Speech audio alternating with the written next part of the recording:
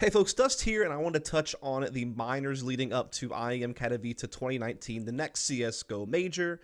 I'm not going to go crazy in depth about all of the teams and matches just because it was basically 4 tournaments plus the play-in, so many teams involved, so many games. It's just way too much to go through in a video like this, especially since I didn't really get to catch all of the games because, half of the minors were taking place while I was at iBuyPower Masters and focusing on that event.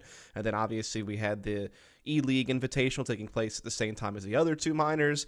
So it's really hard to keep up with every single game, but I wanted to just kind of hit on some of the main storylines that I pulled from the minors and just kind of go over those and just kind of give you maybe some of the most important things to think about coming out of the minor. And so we'll look at Europe, then CIS, then Asia, then the Americas, and then the play-in, and just kind of, again, talk over some of the main takeaways. So without further ado, let's get into it.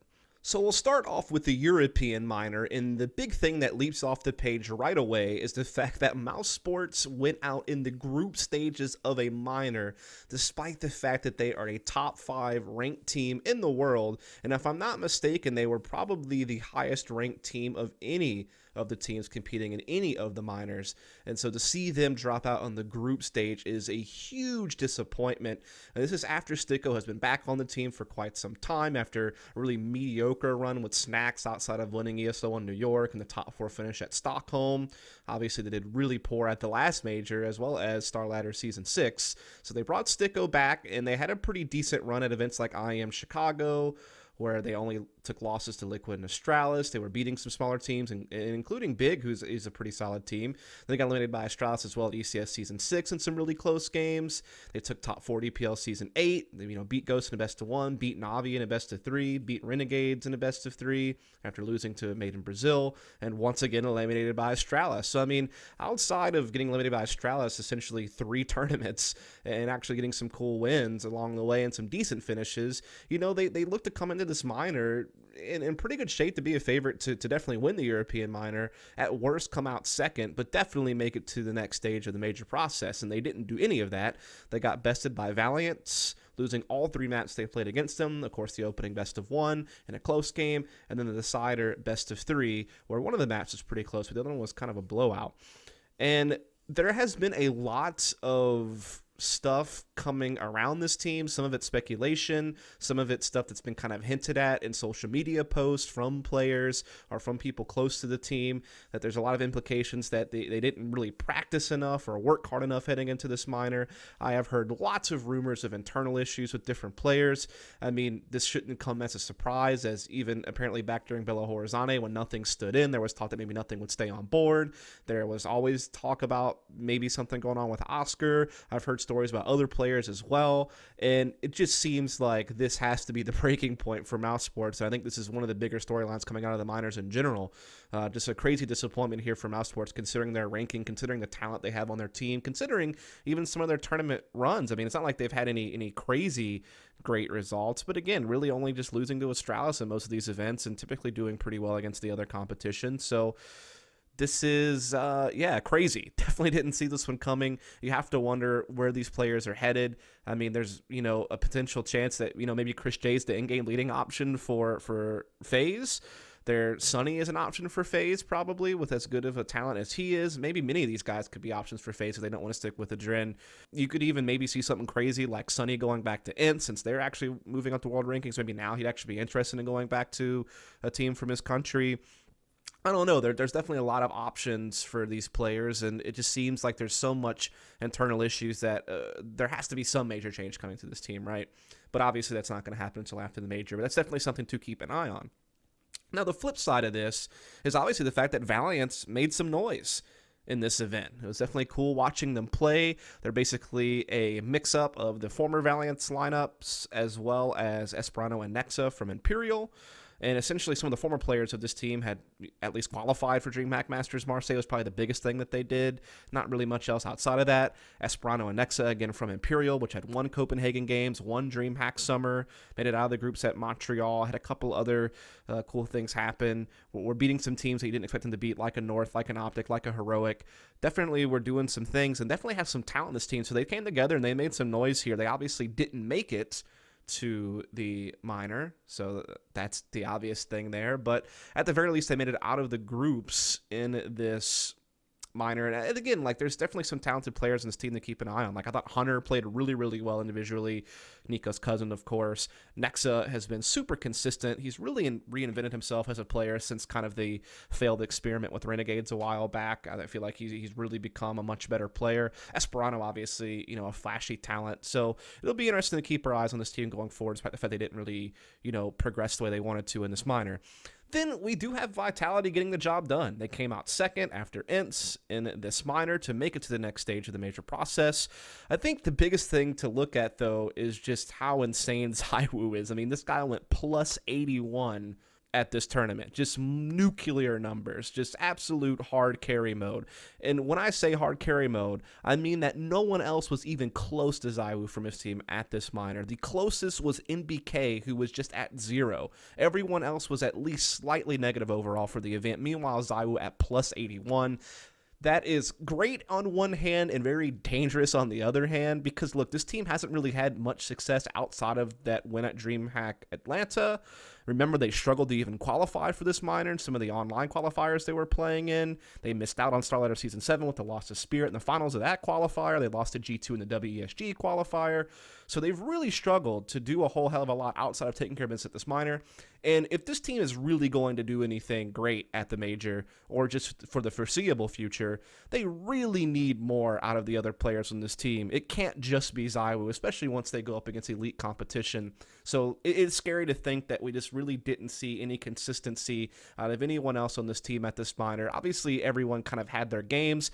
I'm honestly still not sold on this Alex pickup. I think it makes sense Happy had to go, but I think there was maybe some other prospects that were a little bit better. Like, this team should be getting Kiwashima instead of him playing on Cloud9, in my opinion, or maybe Amanek. Like, I don't know. I just feel like there's still some scary things. There's obviously nothing Vitality can do about that until after the major. We'll keep our eye on them at the major. Again, at least they took care of business here, but yeah, it's definitely scary to think about.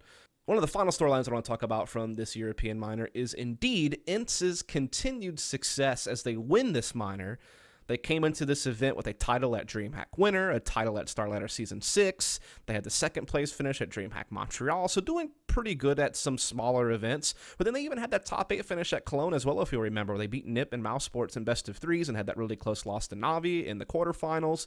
So this team has been on the up and up. I mean, they have a really strong trio of fragging power between the very youthful Sergey and then Ariel, also a pretty young player who's a big fragger, and then obviously Alu, a name that everyone knows quite well, really stable opper. So those three players provide a lot of firepower for this team. They actually have a pretty substantial map pool, and while their tactics aren't crazy complex, they play well enough to be able to get results. And so this is a team that I think now just got ranked number 10 in the world in HLTV, so they're definitely been moving up the totem pole.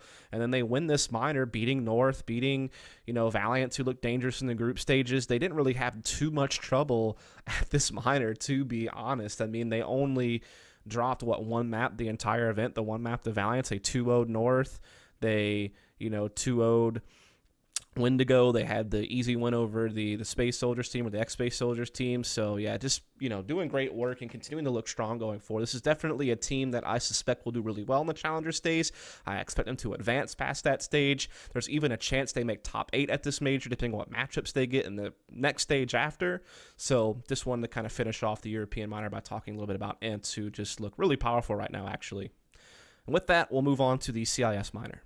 Now, with the CIS minor, I didn't really pull out anything crazy from this because I felt like everything was really straightforward, if I'm being 100% honest. You know, Spirit and Gambit definitely seem to me to be the two teams that should make it out of their group. Avangar definitely seem to be the team that should make it out of their group. And then, you know, Windstrike, some players coming from, you know, former majors, you can understand that they would be able to come through as. And then, yeah, the fact that Avangar and Spirit made it through, can't really argue against that. I mean, it makes sense that they would. I think the only disappointing thing maybe about this minor was the fact that Gambit didn't make it out, or didn't even make it to the play-in. It was a Windstrike and said it went to the play-in, and then ultimately actually made the major, which we'll talk about a little bit later when we get to the play-in. But yeah, there really wasn't a whole lot of like crazy surprises. It was nothing like the European minor where there's all kinds of crazy shit going on at that thing. But, I mean, this one was a lot more straightforward. One thing I do want to talk about, though, is this new class of individual players from this region that are just looking so powerful. And it's not as if these players weren't noticed before, but I think this is just a reminder on how strong some of the players are individually coming out of this region. For the Alvingar side, the three names that really jump off the page are Jane, Quickert, and Buster, particularly Jane and Quickert. But Buster also was up there. These are all players that I could see in the near future getting opportunities on bigger name teams if they just can't do it themselves with Alvingar. If the three stick together, they keep pushing, maybe they can actually start surpassing some of the other CIS teams. I mean, obviously Navi's always going to be up there, but now, Gambit definitely isn't that team anymore that's up there with the loss of their players. So this team could rise up the world rankings on their own, but I imagine that they could definitely be targets for Navi at some point in the future. Or something like that. So, yeah, I mean, these are great individuals to name. And then, some Young and Coldy over on Spirit. Also some players that looked pretty strong throughout this minor and have looked strong for a while within the region. So these are all names that just, continue to show their individual skill. And that's definitely at least one storyline I wanted to pull out of the CIS minor. I mean, again, another story is, of course, the Gambit being upset, but with them losing Adren and Hobbit and kind of all of the uncertainty, I mean, we thought, for instance, that this team was actually going to pull out of CSGO entirely, but they're now picking up more players after players have left and are doing something. So, yeah, I mean, I guess you could focus on that storyline too, but in reality, I'm not too surprised by the fact they didn't make it out of this, and again, I just wanted to focus on some of the strengths the individual showed in this tournament. But let's move on to now the Asian minor. So the Asian minor also was pretty straightforward for the group stage. You certainly could expect teams like Renegades and Greyhound to make it out of that group. Also for the opposite group, again, definitely expected MVPK to make it out. Vici Gaming also. I'll be 100% honest, some of these teams I had never really heard of or seen play before in some of these groups. I mean, obviously Cyber's a team I'm aware of that didn't make it out of Group A, but other than that, again, not really names that I really recognize. So again, I wasn't really expecting much from them. Renegades wins the minor, shocker there. No Tylo even at this minor this time around, and despite the fact Greyhound actually beat Renegades in the close qualifier for this minor, Renegades has always been the team from that region that's kind of had the upper hand outside of Tylo to do well against their domestic rivals and actually at times maybe do something interesting internationally. So to see them win it, definitely expected. Cool to see Greyhound come out of this as well, by the way. I mean, Greyhound has been doing well within their region, doing well at that PLG qualifiers, beating teams like Tainted Mind and Order, doing well at the close qualifier for this event. Again, I already talked about it, beat Renegades. They'd also beaten Order and Trident. Did pretty decent at the ESEA Global Challenge, did well in Mountain Dew League within their region. They came second in ESL Season 8 to Order, but had wins over Chiefs. So they typically have done pretty good within where they play, and so it's no surprise to see them come through. Good on old Big Dick Stacy. I can't wait for that sticker. I'm sure everyone else is feeling the same way. That guy's a legend. So definitely cool to see another group of players from that area be able to make it to a major. It's been a while since, some new bloods come from that area and made it to a big tournament like this. So obviously really cool to see that. I mean, again, the only real shocker from this is that I guess I thought MVPK could be the team to come out. They actually don't even make it to the play-in. They get beat by Vici early on in the lower brackets, which did wind up actually make the major. But again, we'll get to that when we talked about the play-in. But yeah, that's the only team that I thought would maybe do a little bit better than they did at this event, just because they seem to do really well within their region. I've seen them qualify for events like IEM Chicago and Sydney and EPL Season 7 finals if you go further back. So again, I guess I would have thought maybe they could make it, but again, it's not really that surprising that Greyhound made it instead, considering what they've been able to accomplish within their region. So that's really the main thing for the Asian minor, and now we'll move on to the Americas minor. So with the Americas minor, the big thing to talk about is the fact that Energy did take care of business this time. And you would think that this should be just a no-brainer considering how well they perform within the region and online play and the pro leagues and online qualifiers, and how, essentially after teams like Team Liquid and Made in Brazil, this team was basically next in line in the Americas rankings. Maybe you could even consider them a little bit stronger than Made in Brazil at times. But, they've even taken series off of Team Liquid and given them some trouble in some tournaments. Definitely have some talent, definitely has some good strategy, have good coaching. had some good events at events like CS Summit 3 where they won the top 4 at ESO1 New York. It's coming second at Star Ladder's Season 5 finals if you go back earlier in the middle of 2018. A couple of mishaps at ECS and IEM Chicago, but in general, definitely a really strong team in the region. But this is a team that didn't make it through the minors last time around. They got upset, and it was important for them, I think, to get back on track and make it to this major this time around. And they did in convincing fashion. I mean, they didn't drop a single map this entire tournament. Many of the maps that they won were blowouts. They basically did everything you could want them to do. Obviously it was expected for them to make it out, so they're not going to really gain much ground or gain much rep for winning this minor. But the fact that they did it in such convincing fashion, at the very least, probably instills some confidence and really maybe turns down any naysayers. And again, at least they took care of business and what they were supposed to do. So you gotta appreciate that. Then let's talk about the other thing. Furia makes it through. Another group of Brazilians are going to make it to a major, represents a new class of player. Obviously, we have already known about Case Dorado because Made in Brazil were even interested in this player, and he has looked really strong on this team in other tournaments, particularly within their region. A couple other players are pretty strong too. I thought Yuri has been a pretty good player, and I think Art's their in-game leader and actually does a pretty decent job fragging. Vinny had his moments as well. And, this team, I didn't really know much about, honestly, because I had only really seen them at that Zotac event where they beat Complexity United. I actually casted those games, and so I saw a little bit of them there. But then outside of that, they hadn't really done much other than qualify for Mountain Dew League. They did not ghost out of that Star Ladder Season 7 qualifier, but then lost to Rogue pretty soon afterwards. And, they beat Luminosity to qualify for this minor. So, I mean, that was pretty good to beat kind of your fellow Brazilians and kind of take a step ahead of them. So now they run through this tournament and they're able to make it through. I mean, yeah, they lost the energy in the upper bracket, but then we're able to beat Envy. We're able to beat the other Brazilian team there, INTZ or INTZ, however you're supposed to say that. Obviously, in the group stages, they were able to beat United. So really good run from them, some good play. I know that a lot of people were talking about their kind of creative strategy, some of the layers to their game, doing some cool gimmicky stuff, bringing out some unique flavor. So that's another thing to think about. This team can kind of maybe innovate a little bit and kind of catch people off guard and just kind of have this wild play style with some individual talent. So yeah, I think it was worth giving a shout to Furia for having a really cool event.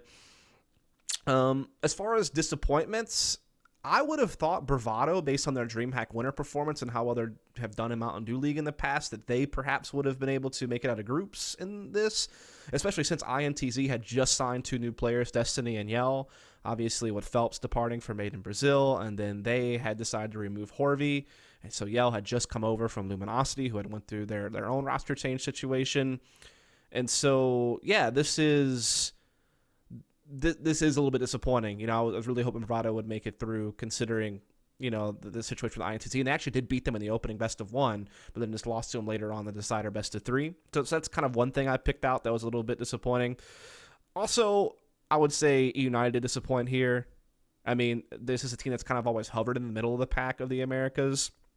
Some of the pro leagues had done some cool stuff kind of earlier in 2018. Obviously, lots of roster chaos on this team with, the whole, Finesse has been on the team for a little while now, but they had a whole situation where they signed Cooper and they didn't know who they were going to remove to bring Cooper in. Then Dazzle was kind of the first person out, but then they brought Dazzle back and now Relics is out. And so that whole process, the whole situation with their coach, don't really want to get into that mess. I think everyone pretty much knows what happened there, and now they don't have a coach. There's definitely a lot of chaos in the team, so I kind of understand why they'd be a little bit shaky, but still expect them to at least make it out of groups. Maybe once you're in the playoff bracket, you don't see them going that far, but definitely a little bit disappointing there as well. Another quick thing I'll note is Envy actually, to me, did a little bit better than I expected.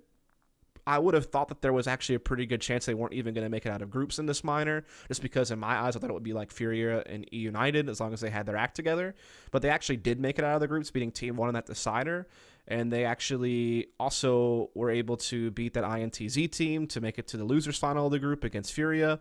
So, and they were ultimately in the play-in because of it. So definitely did a little bit better than I thought, considering how poorly they looked at DreamHack Atlanta and how they were struggling online, almost got relegated in EPL. Thought it was pretty neat that they at least did a little bit of something here. I mean, I still don't think there's really high hopes for that team's future, but I mean, at least they were able to probably exceed expectations to a degree. And I'll finish things off by talking about the play-in. So the play-in was kind of the new feature for this major, and a second opportunity for teams who weren't able to do well enough in their minors to still have a shot at making it to the major. And we actually saw the Asian team, Vici Gaming, and then the CIS team, Windstrike, be the two teams to make it, which was pretty crazy because, look, I think that everyone thought North would be the team to make it out from the European region, and they got upset big time. They lose the best of one, the Vici, pretty much blowout fashion. They then were able to beat Envy later on in the lower bracket, but then they played Vici again in the best of 3, and they did have that crazy game that went to multiple overtimes on Inferno, so they were pretty close to maybe at least forcing a third map in that series. But yeah, ultimately very disappointing stuff from North. They felt the same way. I mean, went pretty crazy on social media after the fact. You know, definitely could tell that he was very frustrated and angry. Many of the players felt the same way. I still expect this team to bounce back going forward, but I would imagine there has to be some drastic changes to this team. And when you consider the fact that they haven't really done a whole hell of a lot lately after bringing in Katie and Engade, this is a major flop for them. You know, you have Kerrigan sitting out there. You have Optic having their own issues. So I definitely feel like we're going to see some type of scramble in the Danish scene to try to put together a team that can be the next number 2 team from Denmark, but actually also do something internationally. I think there's definitely a lot of talent out there to put a team together like that could be successful. So I do wonder if North's going to be a part of that play. They probably should be. They're a powerful organization from that scene next to Optic outside of Astralis. So certainly would expect some stuff to happen there. Again, very disappointing from them. Cool to see Windstrike be able to make it through. But yeah, Vici Gaming is going to make it through. Man, I'll say this. I didn't watch a lot of their games in detail, so I don't know a whole lot about their strategy and map pool and stuff. But man, Freeman looks hella good. I'm surprised this guy wasn't a target for Tyloo, to be 100% honest. This guy looks really, really sick. And then Kaze continuing to play really, really strong. I mean, I already kind of like Kaze from seeing him play in the past with Flash, but to see him on this team, he looks even stronger a lot of the time with the AWP. He looks a little bit more consistent. So, I mean, definitely a couple of big individual players in this team that are definitely worth keeping an eye on going forward to see if they can be kind of the next star from that region outside of a guy like Ben Tet or some of the other guys already sitting over on Tyloo. Definitely tip your hat to them for making it through. Again, I really thought North was going to get the better of them, but definitely proved me wrong. Definitely a shocking result. So, you know, again, congratulations to them, and definitely look forward to seeing what kind of disturbances they might be able to cause in the next stage. I mean, I don't really think that they should make it, but, you know, who knows, right? Definitely surprised me here at the very least. So, folks, that's going to do it for this video. Again, I didn't want to go into too crazy of detail about these teams and these 4 minors in the play, just because that's so much Counter-Strike to break down in a video. If I attempted to do that, it would take several videos to do it, or one really long video, and then people would probably tune out anyway. People already probably tuned out like 15 minutes ago. So, again, I didn't want to go too crazy, especially since I didn't get to watch the games in as much detail as I'd like to, just because of, you know, iPower Masters and, you know, me watching, also trying to keep up with E-League Invitational because I wanted to kind of see FaZe. I didn't get to really see them play at iPower because they were all stream, and kind of curious to see what Zenterrors looked like on Big. So I was trying to split my time and kind of keep tabs on everything. And so I didn't really get to watch these games in detail, but I did still want to hit on some of the major storylines from the minors, some things to keep your eye on going forward. Hope you enjoyed the video. If you did, please follow, subscribe for more content. Thanks so much. Catch you next time.